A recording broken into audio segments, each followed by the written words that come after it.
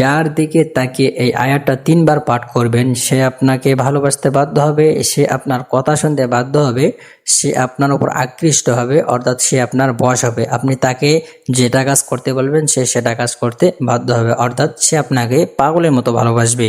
তো আপনি যার দিকে তাকে আমলটা করবেন তার সামনে গিয়ে অথবা সে যখন আপনার সামনে আসবে তখন 3 বার ইস্তেগফার পড়বেন, আস্তাগফিরুল্লাহ আস্তাগফিরুল্লাহ আস্তাগফিরুল্লাহ। এরপরে 3 বার দরুদ শরীফ পড়ে নেবেন। যেই দরুদ শরীফ আমরা নামাজের মধ্যে পড়ে থাকি এই দরুদ শরীফ আপনারা 3 বার পড়বেন। অথবা যদি আপনার কাছে সময় না থাকে, সে যদি চলে যায় বা আপনি যদি তার থেকে চলে যান, তো আপনি তাড়াতাড়ি শুধু আয়াতটা কয়েকবার পড়ে নেবেন। আয়াতটা হলো وألقيت عليك محبة مني وألقيت عليك محبة مني وألقيت عليك محبة مني, এভাবে কয়েকবার পড়ে নেবেন।